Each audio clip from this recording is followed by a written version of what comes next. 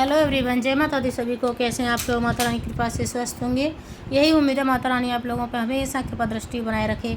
आइए जानते हैं नवरात्रियों में ज्वारे क्या संकेत देते हैं, किस प्रकार से उगते हैं, तो क्या क्या संकेत देते हैं, और ज्वारे का महत्व क्यों इतना बड़ा होता है नवरात्रियों में, सबसे ज़्यादा ज्वारे की पूजा क्यों मानी जाती है नवरात्रों में, आइए जानते हैं। नवरात्रों में जो ज्वारे अपने अपने संकेत अलग अलग देते हैं। ज्वारे के बिना माता रानी अपनी पूजा सफल नहीं मानती हैं। ज्वारे के रूप में माता रानी अपनी कृपा दृष्टि ज़्यादा दिखाती हैं। अगर हमें ज्वारे नहीं बोए हैं तो माता रानी अधूरा अपना पूजा अधूरी मानती हैं। और ज्वारे का जो संकेत होता है, अगर हमारा ज्वारा घर में हमें जैसे वो पीला, ऊपर से पीला और नीचे से थोड़ा सा हरा है या सफ़ेद है, तो थोड़ा आने वाला आधा साल अच्छा रहेगा और आधा साल ख़राब रहेगा। तो आधे साल में हमें सावधानी बरतनी होती हैं, तो इस बात का विशेष ध्यान रखना है। कुछ ज्वारे ऐसे होते हैं कि पूरे पीले पड़ जाते हैं और बिखर जाते हैं, तो वो अशुभ संकेत देते हैं। तो उससे क्या सावधानी बरतनी चाहिए। ज़्यादा पानी नहीं डालना चाहिए ज्वारे में। डेली पानी डालें, थोड़ा डालें, और अच्छी मिट्टी होनी चाहिए जिससे ज्वारे अच्छे उगें और अच्छे रहते हैं। अगर ज्वारे ऊपर से ग्रीन और नीचे से सफ़ेद हैं, ज़्यादा बिल्कुल ग्रीन है, तो बहुत अच्छा आने वाला साल होता है, बहुत अच्छा शुभ माना जाता है।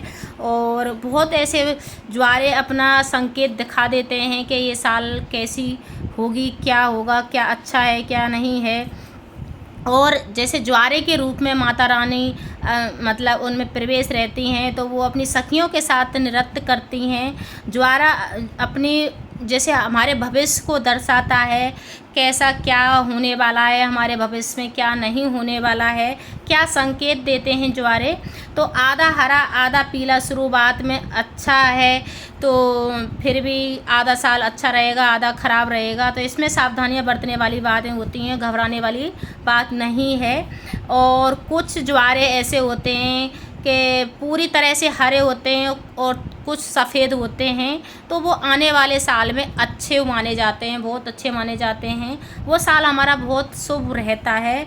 अगर जैसे सूखे से और पीले से पीला जैसे दर्शाते हैं ज्वारे, तो वो हमारा वो अशुभ संकेत देते हैं। तो माता रानी से प्रार्थना करनी चाहिए कि माता, और कुछ मंत्रों का जाप करना चाहिए कि माता रानी हमारे जो ऐसे इस प्रकार से ज्वारे हैं, हमसे क्या गलती हो गई है, तो हमको कुछ हमें माफ़ी मांगनी चाहिए और उनसे विनती करनी चाहिए, जिससे हमारा आने वाला कल हमारा सही रहे।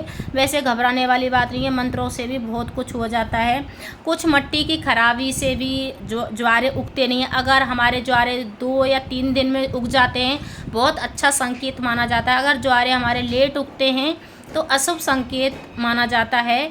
और कुछ मिट्टी की खराबी भी हो सकती है, कुछ पानी की खराबी भी हो सकती है। तो घबराने वाली बात नहीं है, ध्यान से ज्वारे को उगाना चाहिए कि मिट्टी किस प्रकार से लेनी है, क्या लेना है, क्या नहीं लेना है। और सबसे मेन चीज़ होता है कि ज्वारे के बिना माता रानी की पूजा सफल नहीं होती है। अगर हम कलश ज्वारे बोते हैं तो बहुत सबसे पहले जो खेती होती है हमारी ज्वारे की होती है। यही मान्यता है कि ज्वारे के बिना खेती नहीं होती है। तो सबसे मेन आने वाला जो साल होता है हमको पूरी तरह से दर्शा देता है। अगर मेरी वीडियो अच्छी लगे तो लाइक करें, शेयर करें, कमेंट करें, सब्सक्राइब करें। हर हर महादेव कमेंट में ज़रूर लिखें, जय माता दी सभी लिखें। और ज्वारे सारे संकेत बता देते हैं कैसा है, क्या नहीं है, क्या हमारी ज़िंदगी में होने वाला है, क्या नहीं होने वाला है। तो इसमें कुछ भी घबराने वाली बात नहीं है। अगर कभी कभी मिट्टी की खराबी की वजह से भी ज्वारे अशुभ संकेत दे देते हैं, तो इस बात का भी ध्यान रखना है। ज्वारों को जैसे उगाते समय हमें विशेष ध्यान रखना है मिट्टी का, पानी का। और जब ज्वारे उगाते हैं तो कुछ रेत हो और मिट्टी को छान कर ज्वारे उगाने चाहिए, जिससे बहुत अच्छे ज्वारे उगते हैं।